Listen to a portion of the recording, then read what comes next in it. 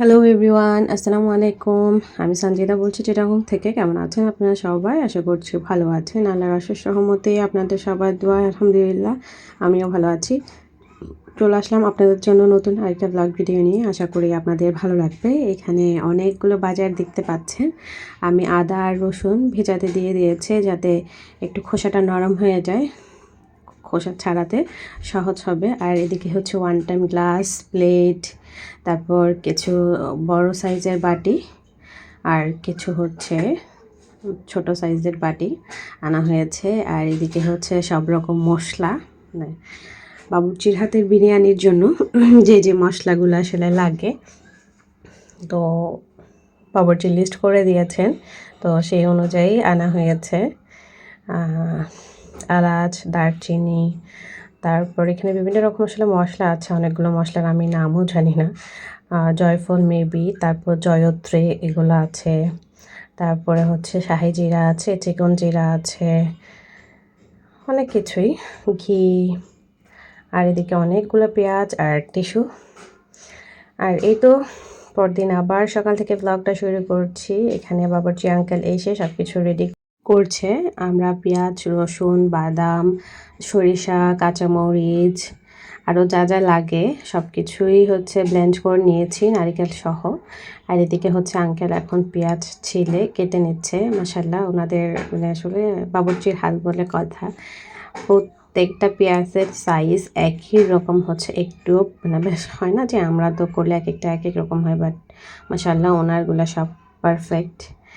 এই তো তারপর হচ্ছে ওনার কাজগুলো উনি শেষ করে এখন বিসমিল্লাহ বলে চুলাটা ধরিয়ে দিলেন। হয় না যে মানে ওনারা আসলে অনেক দক্ষ। তো হাঁড়িও বসানো হয়ে গেছে, এখন এক এক করে সব কাজ শুরু হবে। আর এদিকে হাঁড়িতে পানি ঢালা হয়েছে চিকেনটাকে বয়েল করার জন্য, মানে মুরগিটাকে সেদ্ধ করার জন্য আর কি। এটা যেহেতু ব্রয়লার মুরগি। আর এগুলো হচ্ছে যে 6 রকমের যা যা মশলা আছে, দারচিনি, এলাচ, আরও কী কী যেন আছে এখানে, তো সব কিছু মিলিয়ে আর কি একটু বললো যে ব্লেন্ড করে দিতে, মানে এটা হচ্ছে গুঁড়ি লাগবে, এটা হচ্ছে পানি দিয়ে ব্লেন্ড করলে হবে না যেহেতু এটা গরম মশলা। তো এটা আমি একটু টেলে নিচ্ছি।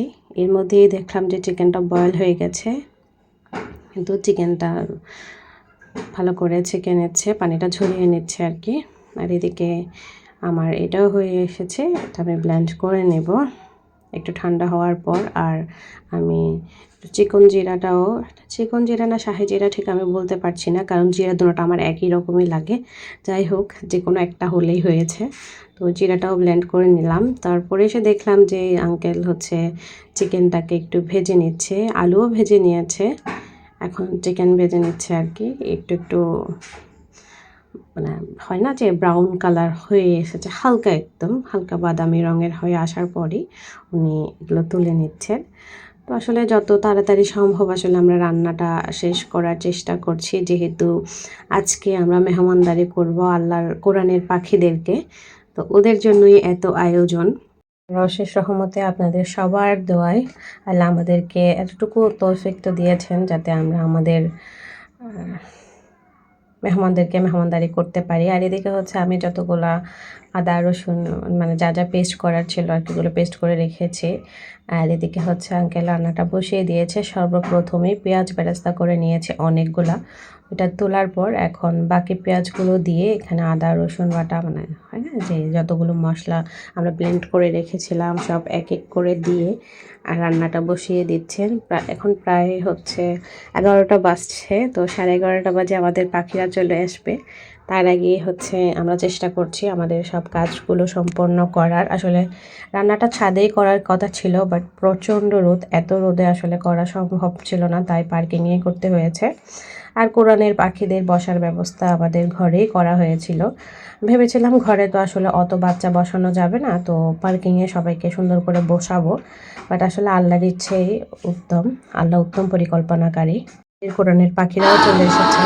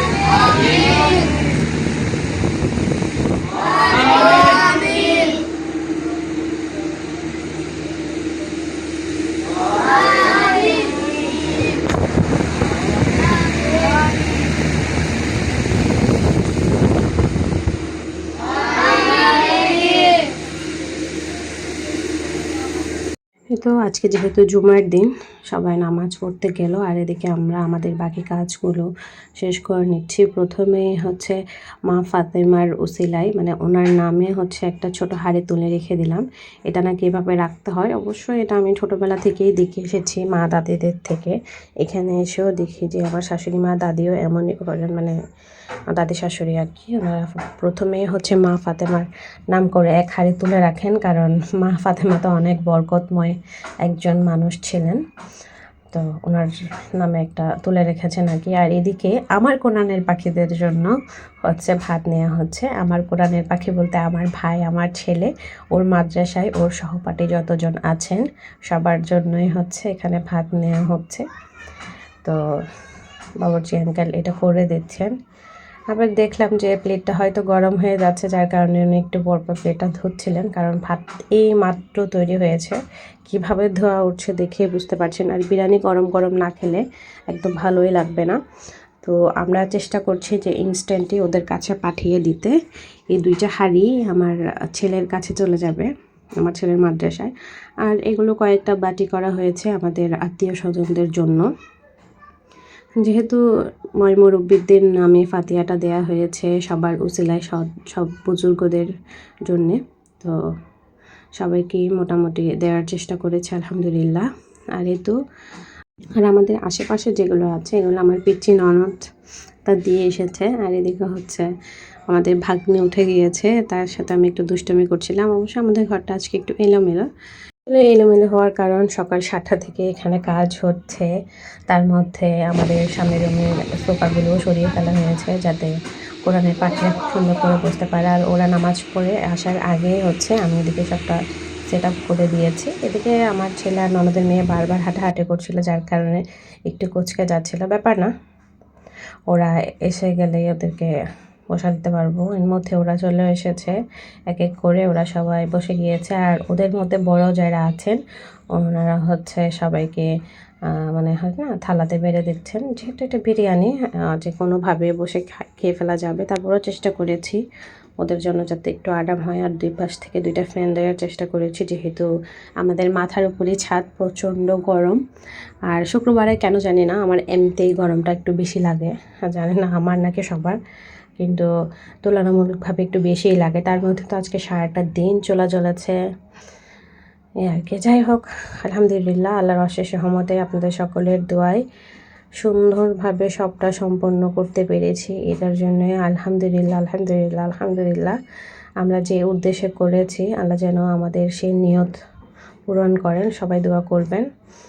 আমরা যে ওদেরকে খাওয়াতে পেরেছি আমি এটাতেই অনেক বেশি সন্তুষ্ট। হয় না যে আমাদের ইচ্ছে আছে আর কি, আমরা যাতে সবসময় এরকম মেহমানদারি করতে পারি। আসলে আল্লাহ সবার কপালে মেহমানদারি করার সবার কপালে থাকে না, আল্লাহ আমাদেরকে দিয়েছেন। আলহামদুলিল্লাহ, আমরা যেন এইভাবেই সব সময় সবাইকে মেহমানদারি করতে পারি আর কি। আল্লাহ যেন এই তৌফিকটা আমাদের সারা জীবন রাখে, আমরা যেন সবাইকে মেহমানদারি করে খাওয়াতে পারি।